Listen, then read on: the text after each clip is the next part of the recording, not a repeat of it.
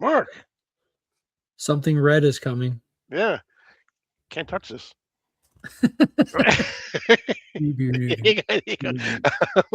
We have two absolute issues this week. Absolute Green Lantern, Absolute Superman. We'll get into both of them right after this.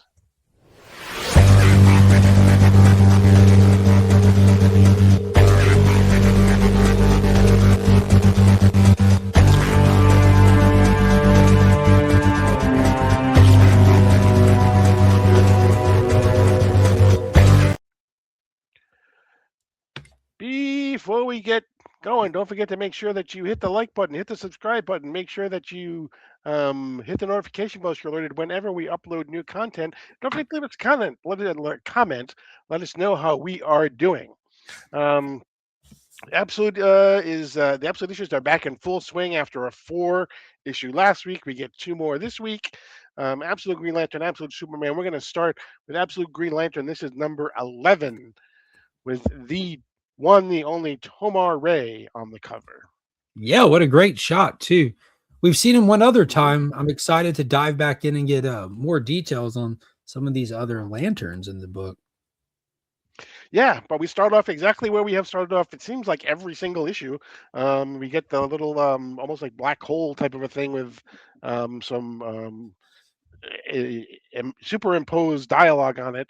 Um, we don't know exactly who's speaking, but we think it may not be Tomar Ray because he speaks a little bit later on. But he basically has one thing that he wants to ask people, and that is, "Have you suffered?"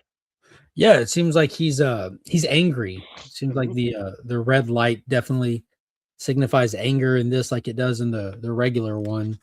We mhm. get the little black hole looking thing saying you must be without fear, saying his normal thing. Gets interrupted by Tomorrow Ray saying, "Says who? Where were you when my planet died? Where were you? Have you suffered?" And he's mad. He's big mad. And like, whoa, Yeah. like what an intense little kickoff there. Uh, Flashback, well, not flashback, but Flash 2. Hal Jordan finally waking up. He basically is waking up. We got Simon Baz is there basically screaming, "Hey!" Hal's talking. He ends up waking up. In the course of the discussion after he wakes up, we find out a couple of things. We find out one that the Green Lantern has a pretty unique ability. Like a It has mama bird. Exactly. Because they give him one of those like all protein or all supplement type of thing to drink, and then he asked the question, how did you feed this to me while I was unconscious? And Joe tells him basically, well, I ate for you. And what happens is she eats it. The Green Lantern or the Green Ring has the ability to transfer the nutrients from her to him, Yeah, which is which is crazy. it is crazy. Um, Absolutely bananas. Right. And then on the very last panel of page 3, you find out that Hal does not remember anything. Yeah, he's been unconscious as Mhm. they were able to pretty much uh, exorcise the black hand entity out of him. It left him weak and out of it while the whole shenanigans from the previous issues. But we find out that they're all in a safe house as well after the events of the last issue where Chase's home was busted into, Joe was attacked, and all that. And kind of like government agents all have safe houses that are off the books. And that's where they're all at, laying low while they're talking amongst each other, trying to figure out who's turned on us. Only so many people knew where I lived, knew what our plans were, where we were going, and they're trying to play it out and figure out is it our superior? Is it Hector Hammond himself? What do we do? Where do we go from here? Where we go in the story is we then go and we see Todd Rice, Obsidian. We see another appearance of him. We find that Hector Hammond is basically using the Mento device, which is that helmet that helps him control people. And he is directing Todd, and has sent some people out, or some people are actually out to try to capture him. And the first thing they ask is, since they know it's probably going to be a not very good experience for them, is, what did I do wrong to earn this? To earn Yeah, this? it's pretty much a SWAT team of Yeah. Hector Hammonds. They got sent out in the woods to go hunt down Obsidian. It looks like Hector's just testing the Mhm. powers and the capabilities of Obsidian, and he's using guys that either annoyed him, got under his skin, didn't do their job well enough one random day. They kind of get cherry picked to go out and follow orders to their death. Unfortunately, Right. it's also kind of teased that the Minto helmet device, is a little more dangerous than Hector's giving it credit for, acknowledging that this is like alien tech, dude. You sure you know what you're doing? And of course, he's overly confident with himself and his abilities to use the helmet, I immediately thought this is going to end with you having a deformed head. That would make sense if you know what Hector Hammond looks like in the regular universe. So that absolutely totally makes sense. Because what did he Um, say? What, you think it might ruin my looks? yeah, maybe. Possibly, yeah. How do you feel with a 4-foot forehead? 4'4", a 4x4 head. Yeah, exactly. Um, but he takes it off for a little while, puts it back on. That's when and then he goes to try to control Todd some more. But he basically is also looking for Joe Mullen because and Hal, because if you find Hal Jordan, you find Joe Mullen. If you find Joe Mullen, you find the Green Lantern, and that's kind of what Find the cheerleader, save the world. right. Exactly. Yeah, what a great show that was in the Yeah. beginning. Yep. Hmm. Um, Well, we cut back to our safe house with Yeah. our good guys hanging out, still trying to figure some stuff out. They come up with the brave idea for Limbo, the agent that works with Simon Baz, who has like a, what's it called? A clairvoyance. Yep. Has clairvoyance abilities to tap into the ring. They take the ring off, hands it to her to see what she can see. And she gets some flashes, some crazy stuff of Tamara Ray screaming, of what looked like, I guess, Hal Jordan getting the black hand on him, a glimpse of Sinestro, a glimpse of not Dr. Manhattan, kind of teasing the face of steel again, whatever that is. And she pretty much is overpowered by these flashes, and she immediately says, guys, it's coming, a great danger is coming. They're like, yeah, Mogo, the big planet. She's like, nah, I think it's even more dangerous than that. And about this time, Ish hits the fan. Yes. We see a huge Todd Arm, long something. arm. Yeah, exactly. What is that exactly? Now that you say that. First, I thought it was Todd Rice, but it's not. Yeah, it's definitely Obsidian. Okay. Yeah, Obsidian busts through the wall and just pretty much kills her. The smack, she's dead like instantly. So before she gets to say what's like the big danger, even more dangerous than Mogo, which he's kind of hinting at Sinestro, I guess, she gets thwapped by Obsidian. And she was holding the ring, so Joe doesn't have the ring. Simon starts popping caps at it. It smacks Simon, and in the hit kind of rips his shirt and rips his mask, and he starts freaking out like, my mask, no, my face. He's acting like one of those wrestlers that can't take their mask off. Yeah, exactly. And that's when we find out that the ring is still on Carrie, is still with Carrie underneath the rubble. But then we flash to Guy Gardner and John Stewart. Space, the final frontier. We have a gold John Stewart and a red Guy Gardner talking to each other, how they have come out the other end of the training, the assessment, the judgment is what they called it, how the Lantern would take people in, how Aventura would vanish them, and they weren't being killed, they're being taken through the judgment process, and out the other end you come out in your color and your rank of your lanternness, pretty much. And they're talking to each other about the anomaly and Mogo coming and all this and that, and they see a red light on the way, and Tomar Ray pulls up and like, oh, I was wondering when you would visit, kind of having a sense of him on the way, and he says, visit? No, I'm sorry, John Stewart of Earth, but I'm here to take over. Right. And that's where we leave that issue with issue number 12, the end of the first year, coming up next month. So everyone's in dire straits. We got Limbo just being killed by Obsidian. The heroes there look like they're a little bit down and out. Joe doesn't have the ring. And then in space, it looks like Tomar Ray is kind of mad. And now that I think about it, the last time we saw him, he ran roughshod over Sinestro's little horde of, not Sinestro's, but whoever's horde it was with Kilowog and all that. Just, he's pretty powerful and pretty mad. I don't think he has any allegiance to anybody. I wonder what his deal is.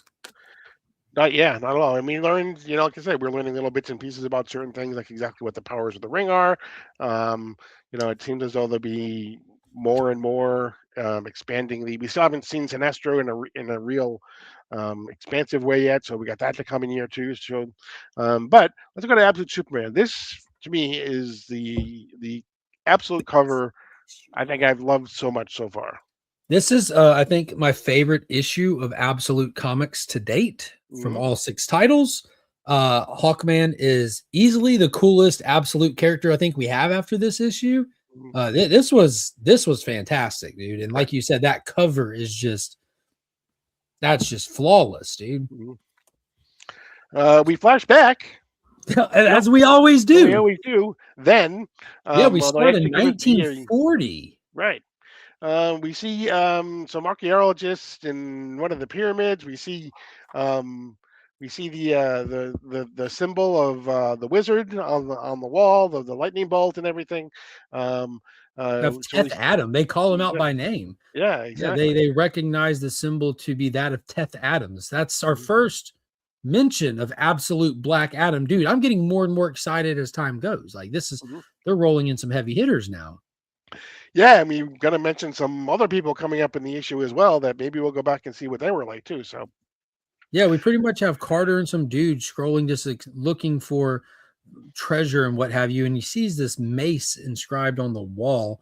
And it turns out the Lazarus Corp has been operating since the 1940s because as soon as they get confirmation, this is the right shaft where treasure lies below, the guy immediately cuts Carter's rope where he's leaving him hanging for his death.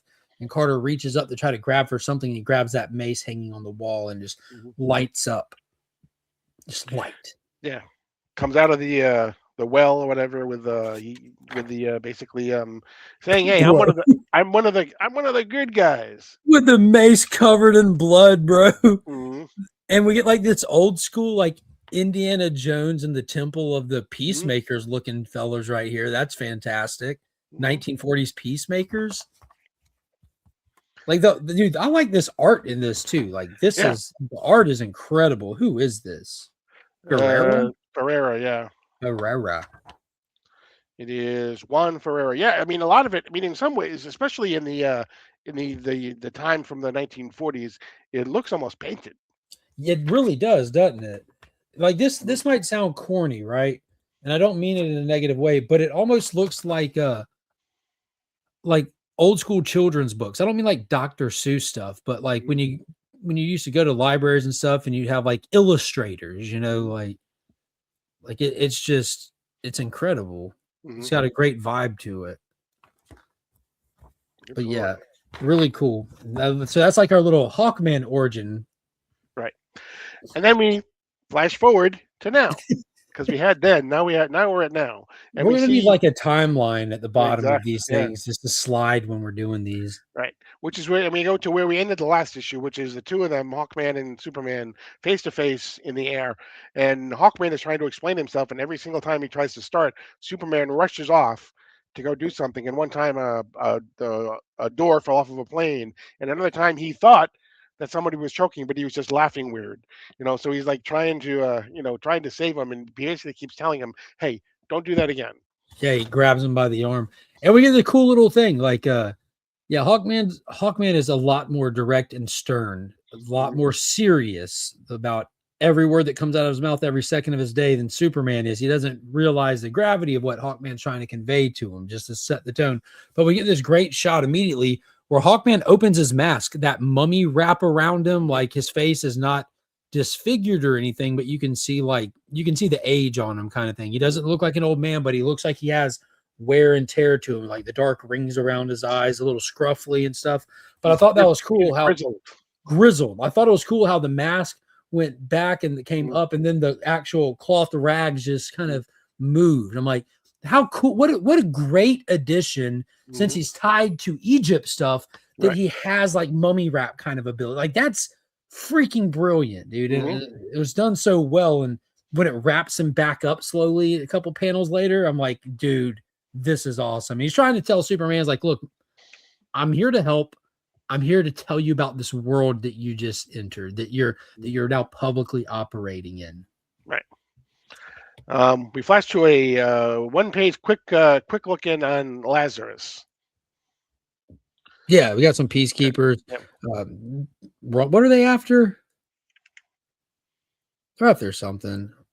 Talia's got them running a mission. They Yeah. kill some people, steal There's some steal assets. a Yeah. crate out of the back of a truck. Mhm. So just showing you that Talia is still operating the organization, and we cut directly right back to Superman and Hawkman, who are flying together, talking, and Hawkman's telling him a little bit about the world. He's like, I've seen a lot of people like you, hot shots that pop up, and you pop up, save some people, think you're this, that, and the third, and you eventually go away. He's like, there have been others with powers, and he's explaining to him there's been a lot. And here recently, a lot have popped up Mm. around the same time. The Bat in Gotham, the Witch on the West Coast, the Project Olympus. The guy in Uh, Evergreen, the girl in Evergreen.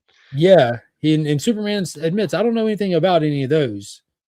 Right, and then that's when Hawkman says, "Yeah, well, these didn't just come overnight. They weren't the first." He's like Ian Monroe, Wesley Dodds, Doctor Fate, Oliver Queen. You ever hear of them? And he's like, "No, why?" He goes, "Because I'm from space." And he says, "No, because they were stupid." Yeah, we know that Hawkman killed one of those. I guess that kind of confirms that he that was a hit list of other ones he took Mhm. out. But it gives us like a quick glimpse in their conversation back to Egypt of him actually hitting the guy with the mace before he flew up out of there and stuff. But long story short, in this sense, because they talked for a while just on like, I can show you the ropes kind of thing. You need to leave Lazarus Corp alone because I know he's like, leave him alone. That they're terrible. They kill people. They got like slave workers. He's like, look, man, I know, but you don't understand.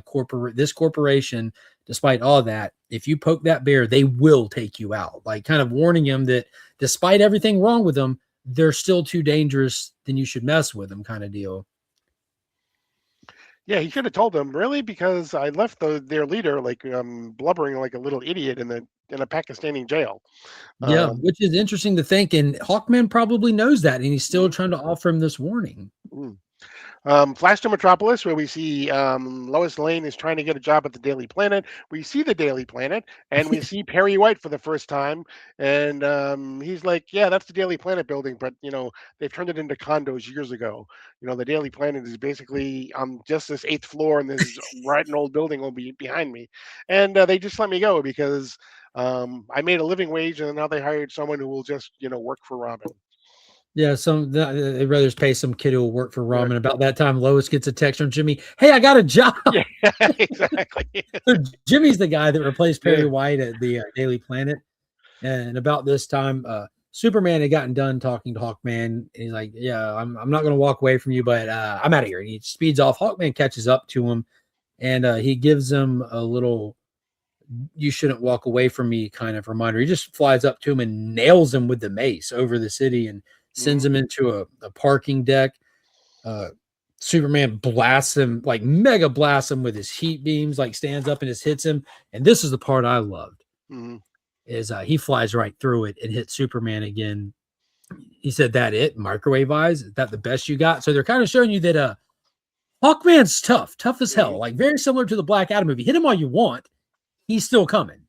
He's still coming. So you get this great fight with him. You get the electric mace. You get Superman using his cape. You get Hawkman showing you the difference between raw strength and ability, kind of calling Superman out like, "Oh, you're strong. You think that's all that it takes?" And Superman, "Yeah, that's all it takes." Hawkman showing him otherwise. They kind of go back and forth. They get their little hits, and they're still fighting when they hear this big rumbling in the streets, and they look up and there's this giant freaking kaiju looking thing and it's Parasite. Yeah, you want to see it? Yeah, it's basically the absolute Demogorgon. Yeah, absolute Demogorgon, aka Parasite. All these people it's holding up with tentacles and stuff. Again, look at the art. That's Mhm. just phenomenal art. Mhm. But that's where we leave that. We'll get back to the Parasite fight, I'm sure, next issue, because we now are flashing back to, if you recall, from Absolute Evil.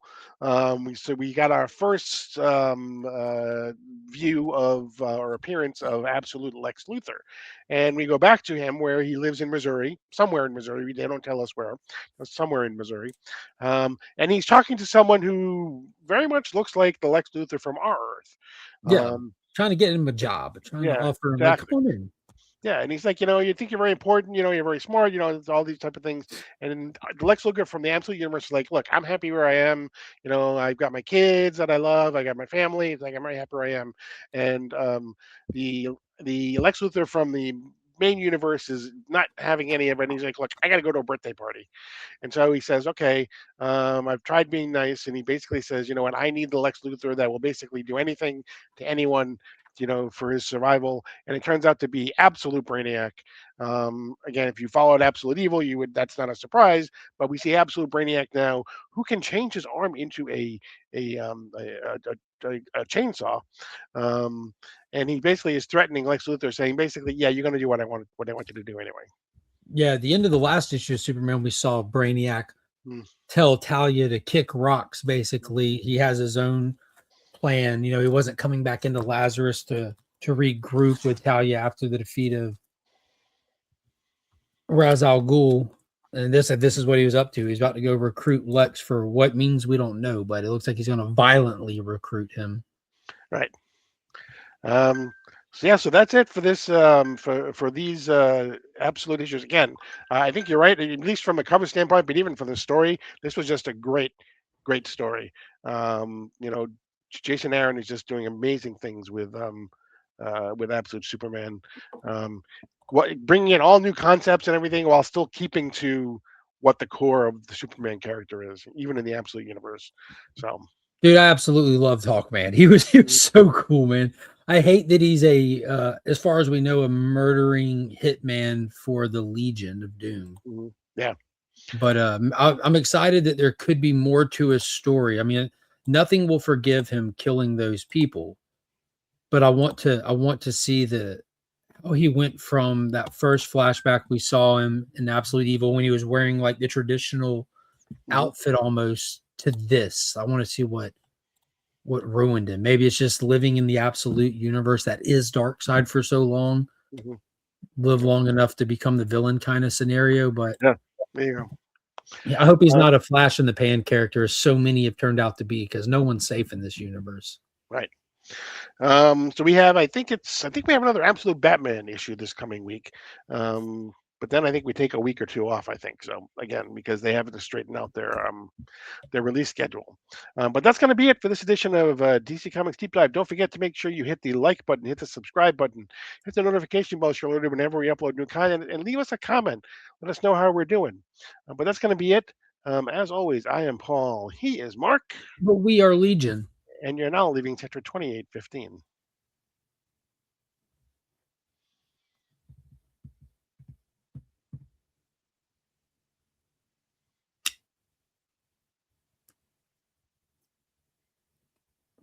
I hit I hit end recording twice.